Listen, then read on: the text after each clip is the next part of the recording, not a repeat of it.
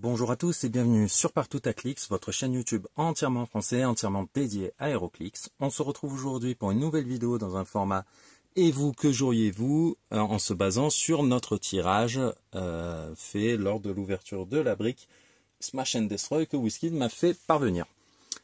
Alors le contexte, imaginons vous achetez une brique sur internet pour vous faire un scellé entre collègues, pour vous faire un petit tournoi. Vous êtes 6, vous vous répartissez les 12 boosters, donc 2 boosters chacun, et à partir de ces 2 boosters, vous allez devoir faire une équipe en 300 points.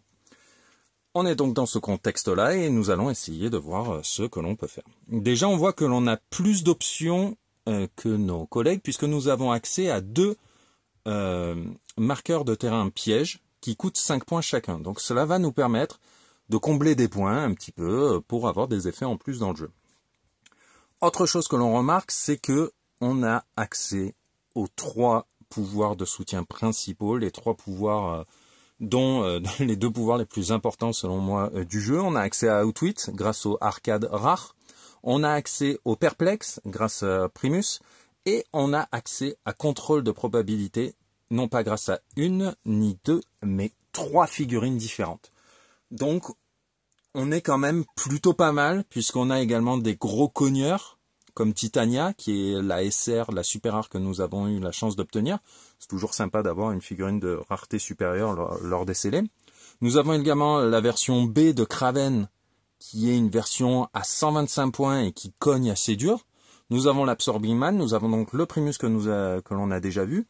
On a du tireur avec de la Pulse Wave ici, donc on est plutôt pas mal.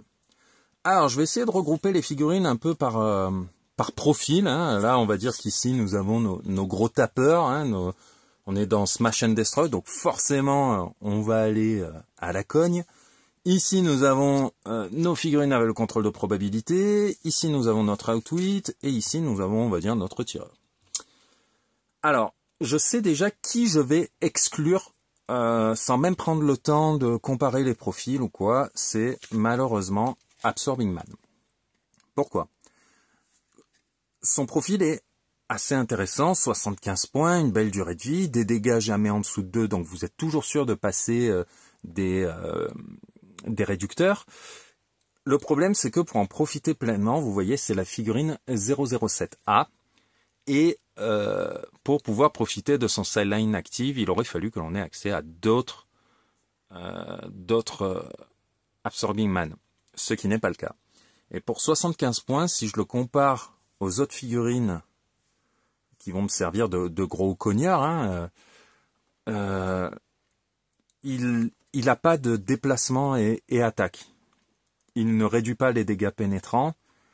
Donc, comparé à quelqu'un qui va avoir Hypersonic Speed, ou quelqu'un qui va avoir de la charge, ou quelqu'un qui va avoir Invincible, malheureusement, même s'il est moins cher que les 3 qui sont là sur leur coût maxi, il va pas faire l'affaire. Merci monsieur, on vous rappellera. On garde votre CV. Donc ça, déjà, je sais que je l'écarte. De la même manière que je sais que je vais intégrer, sans aucune hésitation, le arcade rare. Donc, on va voir directement son profil ensemble. Arcade rare, les mots-clés Master of Evil, Assassin, Robot. Capacité d'équipe, eh bien, Team Player. Il pourra copier une capacité d'équipe en fonction de ce que l'on va mettre dans notre petit pool. Pourquoi on va le jouer? Déjà, je vous l'ai dit, c'est votre figurine qui a Outwit. Et Outwit, c'est le pouvoir le plus important du jeu, puisqu'il va vous permettre d'empêcher un personnage adverse d'utiliser des pouvoirs, qu'ils soient standards ou qu'ils soient spéciaux et imprimés sur la carte. Il n'y en aura pas beaucoup dans l'extension, donc si vous avez la chance de le tirer, sortez-le, jouez-le, et vous verrez, en plus il fait plein d'autres petites choses très sympas, notamment ce trait. Au début de la partie, si vous êtes le deuxième joueur, générez un 006 arcade sur son starting click, et jusqu'à 2 terrain marqueur piège, on les retrouve dans les 3 cases de votre zone de déploiement. Donc la chance que l'on a, c'est que dans l'autre booster, on a tiré un arcade 006. Cela veut dire que si vous êtes second joueur, donc je sors la figurine pour dire que lui, je sais que je sais, il va être joué. Si vous êtes deuxième joueur, vous aurez accès à tout ceci. nous allons voir ce que ça fait dans un instant. On va simplement détailler le profil, hein, puisqu'il a un pouvoir spécial en attaque. En pouvoir, vous choisissez vous donnez une action de pouvoir à la figurine et vous allez choisir une des 3 options. Soit vous générez un terrain marqueur piège dans une case qui se trouve dans la portée d'Arcade, soit vous remplacez un terrain de marqueur piège allié dans votre portée par un autre terrain marqueur piège depuis l'extérieur du jeu. Donc ce n'est pas quelque chose qui sera sur votre sideline, c'est depuis l'extérieur du jeu, mais comme vous les avez eu dans vos boosters, vous y avez accès. Sinon, vous placez un marqueur terrain piège allié jusqu'à 4 cases de là où il se trouve actuellement. Donc ça vous permet de replacer ces petits trucs. Alors, cela veut aussi dire que vous y avez accès même si vous n'êtes pas le deuxième joueur. Le deuxième joueur, Aéroclick, c'est celui qui va choisir la map. Donc, un certain avantage. L'avantage du premier joueur, c'est qu'il peut faire son déroulé d'équipe, mettre en place sa synergie avant le second joueur. Et mettre plus facilement son Alpha Strike en place. En scellé, vu que l'on n'a pas le choix des figurines pour constituer son équipe, hein, on a juste nos 2 boosters, avoir un Alpha Strike, c'est très difficile en scellé. Donc il est fort probable que l'adversaire, chaque partie, s'il gagne le jet de dés, hein, vous lancez des dés pour savoir qui va être le premier ou second joueur et celui qui fait le plus grand résultat qui choisit. Si c'est à l'adversaire de choisir, il est très probable qu'à chaque fois, ils vous disent bah, tu vas être le premier joueur pour que tu ne génères pas un arcade à 25 points. Mais si vous gagnez, vous choisissez d'être deuxième joueur et donc, ok, vous allez pas pouvoir profiter de votre Alpha Strike, comme la plupart des joueurs en scellé, mais vous allez pouvoir profiter de ces 3 éléments de jeu ici que je vais vous présenter, et cela gratuitement. Donc déjà la figurine. Arcade. Quand Arcade est mis KO par une attaque adverse, après la résolution, lancez un D6. 1 à 3, l'attaquant reçoit un marqueur d'action. 4 à 6, l'attaquant reçoit un dégât pénétrant. Protectic Pulse Wave. Il y a en plus la capacité d'équipe Master of Evil, que pourra donc copier l'autre Arcade. Et on voit qu'il a un profil intéressant, puisque si on vient le chercher, il tire à 4 cases, avec 12 d'attaque, grâce à Range Combat Expert, et 3 de dégâts. Si on vient vous chercher au corps à corps pour que vous ne bénéficiez pas de ces effets-là, non seulement il a plasticité et il va embourber l'adversaire au corps à corps, mais en plus il a lame griffe crow. Donc, pour une figurine gratuite qui va rentrer en jeu si vous êtes deuxième joueur, c'est très très bien. Ça vous fait en plus un sac à points de vie pour profiter du Mastermind, parce que vous en aurez absolument besoin pour Arcade. Il doit rester sur ces deux premiers clics, pour que vous puissiez profiter de l'Outwit le plus longtemps possible. On a vu que vous pouvez soit gratuitement, soit au prix d'une action de pouvoir, générer ces petits marqueurs de terrain piège. Donc il y a l'aquarium de Piranha qui dit que au début de la partie, lancez un D6, au début du tour, lancez un D6. Divisez les dégâts, infligez-les. Alors vous prenez le résultat et vous allez les répartir. La moitié de ce résultat, vous allez le répartir en dégâts sur les personnages qui se trouvent dans les cases. Donc je vais prendre un exemple simple. Vous avez 2 personnages adverses qui sont dans l'aquarium, vous lancez un dé, vous faites un 6, la moitié de 6 c'est 3, vous répartissez ces 3 dégâts sur les adversaires qui sont dans l'aquarium. Si un personnage adverse détruit le Piranha Tank, après la résolution, vous pouvez générer un Piranha Bystander adjacent à eux. Le Piranha Bystander, il fait un peu sourire, un de mouvement avec sidestep, 0 de dégâts, mais il a quand même 18 de défense, 19 s'il est pris en cible par une attaque à distance, et surtout 10 d'attaque lame griffe crow. Un lame griffe crow qui fait 6 par une figurine qui fait 0 points, enfin 5, puisque non, il aurait été à 0 s'il est généré gratuitement par Arcade. Donc voilà, vous avez quand même accès à ça, ce qui est plutôt pas mal. Vous avez accès également au puits de serpent. Donc Au début de votre tour, infligez un dégât pénétrant à tous les personnages qui se trouvent dans les cases donc, de ce terrain. Quand un personnage adverse détruit ce terrain, après la résolution, vous pouvez générer un serpent adjacent à eux. Alors, il a un peu plus de mouvement, il a 1 de dégâts, il n'a pas la griffe croc, mais il a Precision Strike. Donc ça veut dire que les réducteurs, vous savez que vous allez quand même leur infliger 1 dégât. C'est gratuit, cela force l'adversaire à vous attaquer sur une figurine qui ne vaut rien. Donc voilà. Je mets ces éléments de jeu sur le côté, parce qu'ils ne vont pas faire partie du coût de l'équipe. Hein. Ce sera juste sur votre feuille de match, en bonus, si vous avez la chance d'être deuxième joueur lors de vos parties. Donc ça, c'était la partie sûre. Après, on va regarder les différents profils de nos figurines avec contrôle des probabilités. On en a 3. Valkyrior à 35 points, Speedball à 50 et Scarlet Witch à 60. Ce que je vais regarder, c'est que pour 60 points, c'est-à-dire seulement 10 points de plus que Speedball, la Scarlet Witch a, si je vous rapproche les cartes, le contrôle des probabilités sur 6 clics, alors que lui ne l'a que sur 3. Donc, j'ai envie de dire que la Scarlet Witch, qui est en plus volante, qui a 11 d'attaque avec Psy Blast à distance, qui a du sidestep, elle a un petit package qui est assez sympa, avec notamment un trait qui dit les personnages alliés qui sont adjacents ou qui ont la capacité d'équipe Brotherhood font des critical hits sur une attaque de 10 ou 12. Sachant que ça se cumule avec la capacité d'équipe Brotherhood qui dit que sur 10 ou 12, vous retirez un marqueur d'action au personnage qui fait l'attaque. C'est plutôt pas mal. Le souci, c'est que l'on n'a pas d'autres Brotherhood. Son effet sera uniquement pour elle, puisque même si elle n'est pas adjacente à elle, elle a bien la capacité d'équipe Brotherhood. Elle a en plus la capacité d'équipe mystique et elle est volante.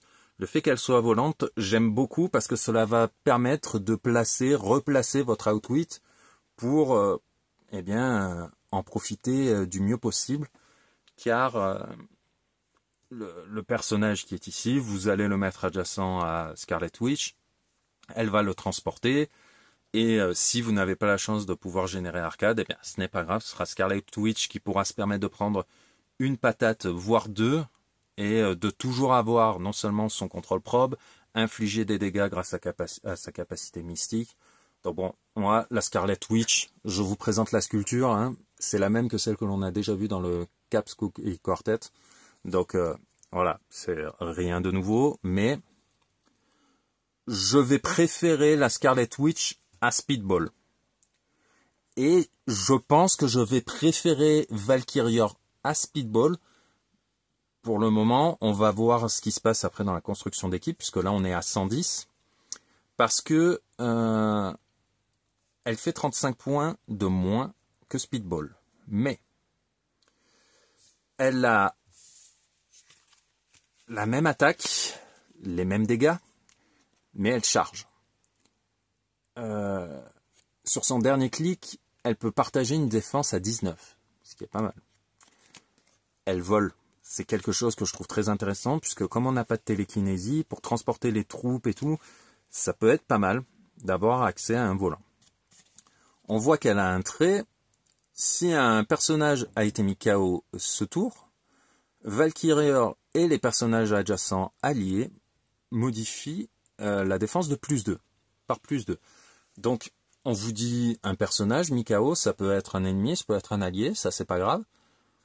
C'est un bonus qui n'est pas négligeable. +2 en défense, pour toute l'équipe, si tous les persos sont adjacents à elle, moi je dis, on prend. Il n'y a rien d'autre à dire sur cette figurine, on va simplement la comparer à Speedball, qui a beaucoup de mots-clés, Avenger, Damage Control, Initiative, New Warrior, Spider-Man Family, Thunderbolt, Celebrity.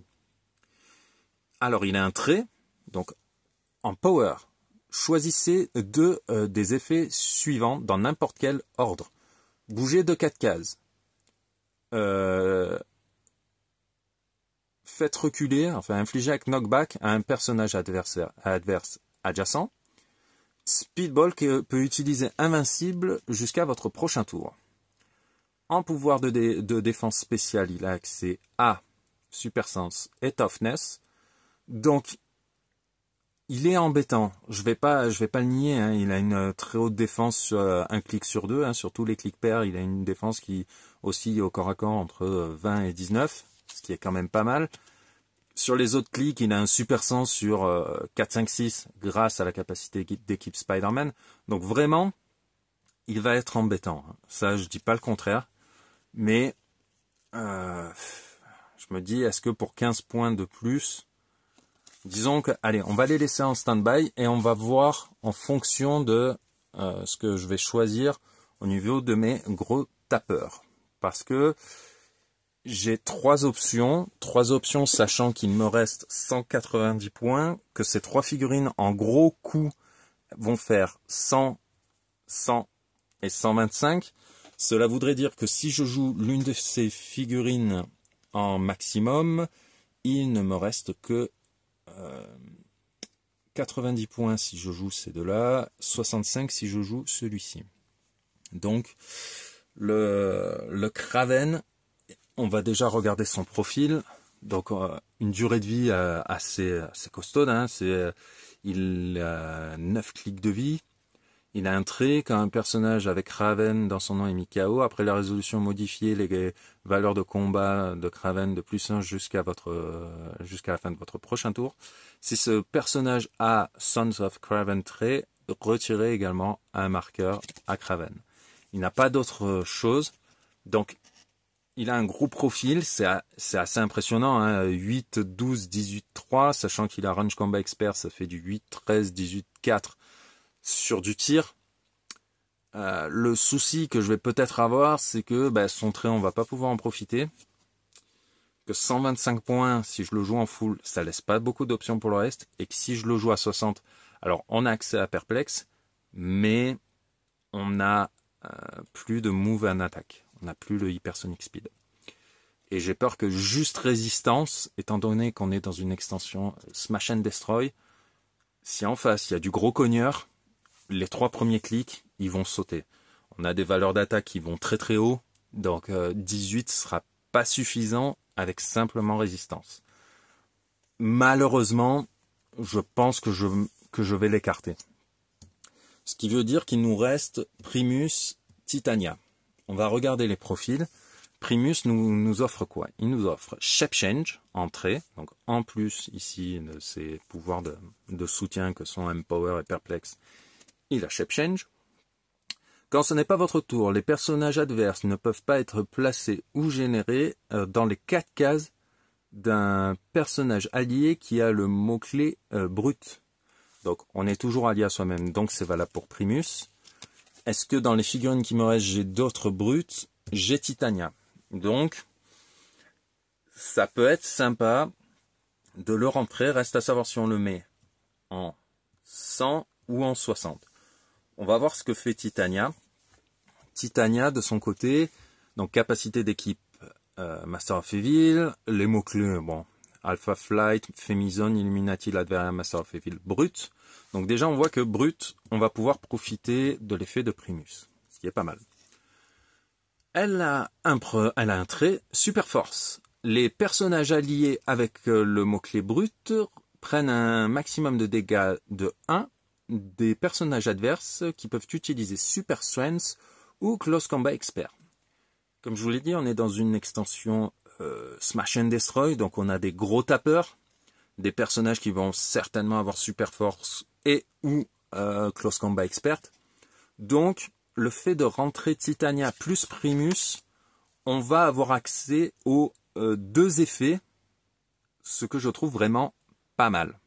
Pas mal du tout. Maintenant, la question que je me pose, c'est il reste que 190 points. Les 2 en 100 points, c'est trop. Ça fait 200, on dépasse de 10.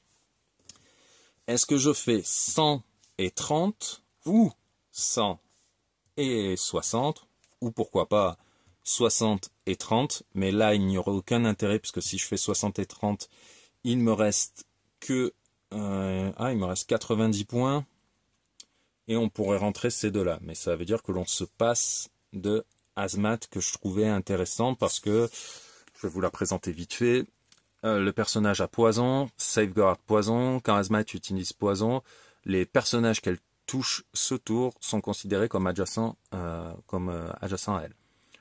Entrée, encore, elle a Energy Shield Déflexion, donc ça veut dire que toute sa vie elle a plus 2 contre les tirs, en plus d'avoir invincible et invulnérable.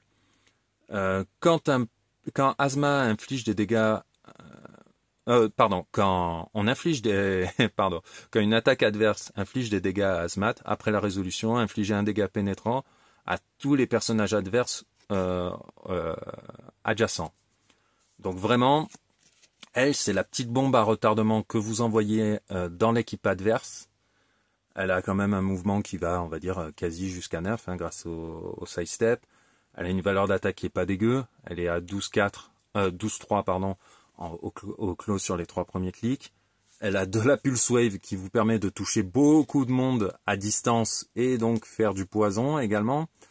Elle a du Quake pénétrant. Donc là encore, vous pourrez bénéficier du poison.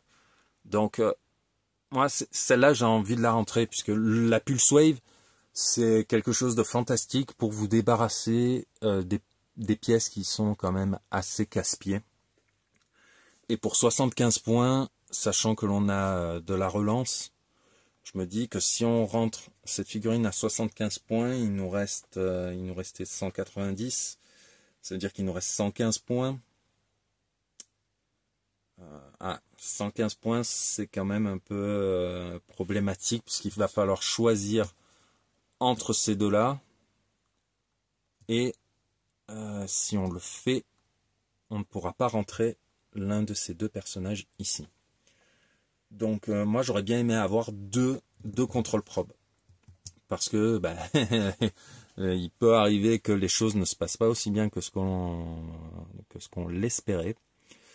Alors, même si Hazmat est très intéressante, je me dis que peut-être que on va devoir se passer de ces services. Parce que de toute manière, 4 de portée, mais quand même, elle réduit les dégâts pénétrants, elle va pouvoir rester sur la map un bon petit moment pour faire du pulse wave et du poison. Moi, je me dis, là, ça se complique. Donc, on a dit, il reste 190 points. Ou alors, on sort la Scarlet Witch pour rentrer le Speedball qui fait 10 points de moins pour gratter. Et donc, il nous resterait 200 points. Et 200 points, on peut faire... 200 points, on peut faire pas mal de choses. On peut faire 100, 130, 165, 100, 175. Non, on gagne pas grand-chose. 100, 130, 165. Ouais, on a toujours un petit... un petit delta de points perdus. Après, celui-ci en 8, 12, 18, 4 plus perplexe, je me dis que il va quand même taper assez fort. Avec son shape change, il a la chance de pouvoir rester en vie assez longtemps. Donc, si on fait ça, on est à 210. 210, il reste 90 points. 90 points, on peut rentrer soit les 2 contrôles probes, soit Titania et Speedball, soit Titania en petit coup et la Valkyrior, mais il resterait, on a dit 100, 210, 275. Et au lieu de compter sur le fait d'être deuxième joueur, ce qui risque de ne pas arriver très souvent, on fait ça. Et on a donc, si je dis pas de bêtises, on est à 100, 150, 150 et 35, 185, 185 et 25, 210, 210 et 90. on est bien à 300. Je pense que dans cette configuration-là, on n'est pas trop mal. Alors, on va sortir les figurines et on va passer en revue tout ça. Donc, celle-ci est en petit coup à 30 points. Celle-ci, c'est notre volante avec probe à 35 points. Et Primus nous apporte le perplexe à 100 points. Donc, c'est ce sur quoi il semblerait que mon équipe vers quoi mon équipe se dirige. Donc, on a quoi? On a nos 2 contrôles probes qui vont pouvoir transporter des figurines. Donc ça, c'est plutôt pas mal. Se placer également pour anticiper. On a notre Outwit qui va être transporté soit par la Valkyrior, soit par la Scarlet Witch, ça sera à vous de voir. On a la Titania qui va pouvoir ramasser des objets, taper dur en dégâts pénétrants grâce à Exploit Weakness qu'elle a sur sa fin de vie. On va aussi regarder, parce qu'elle a quand même un pouvoir d'attaque blanc, que je n'ai pas Quake. Quand Titania l'utilise, elle peut utiliser Giant Reach 3 si elle est adjacente à un personnage avec le mot-clé brut. Donc déjà, elle peut faire side step, puis taper à 3 cases. Donc, on pourrait se dire, mince, on perd la charge et on récupère le side step qui est une move and attack un peu transformée, mais un peu mou. Voilà, hein, de la case où vous êtes, vous pouvez taper quelqu'un qui se trouve à 5 cases de là en Quake si elle est adjacente à une brute. Donc, vous rentrez Primus et c'est plutôt pas mal. Primus, avec son perplexe, va pouvoir augmenter sa défense à 19 ou augmenter son attaque à 13 si vous devez faire face à une haute valeur de défense. Il va pouvoir également augmenter voilà, n'importe quoi, hein, ce dont vous avez besoin, une plus grande portée pour la Scarlet Witch, ou pour votre arcade à 25 points qui tirera alors à 5 cases pour 3 de dégâts. L'arcade qui servira de sac à points de vie pour l'autre arcade, mais qui pourra aussi, cette arcade-là pourra également utiliser le Primus. Donc voilà, je pense que cette config est plutôt pas mal. On perd pas de points. On peut même rentrer ces 2 éléments de jeu si vous êtes deuxième joueur.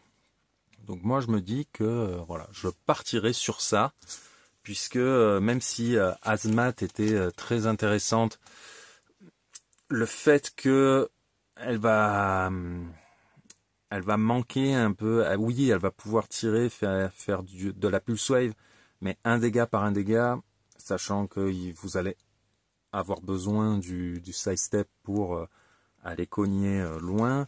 Celui-ci va être embêtant, mais à la première praline, il dégage.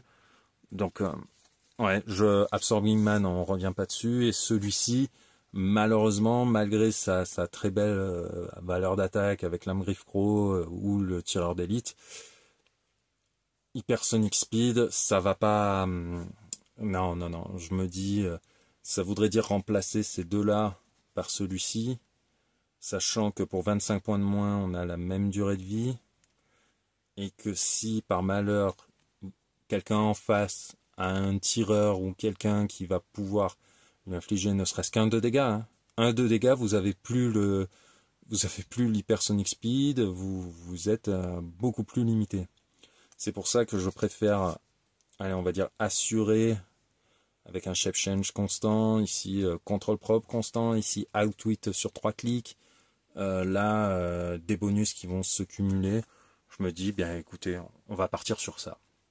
Voilà, et ben on arrive à la fin de cette vidéo qui dure quand même depuis quasiment 30 minutes. Et voilà, et ben je vous pose la question, hein, à partir des 10 figurines et des 2 éléments de jeu, les marqueurs de terrain piège que j'ai pu tirer dans ces boosters, et bien vous, que joueriez-vous?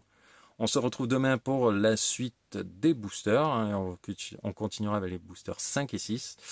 Et d'ici là, je vous dis merci et à bientôt.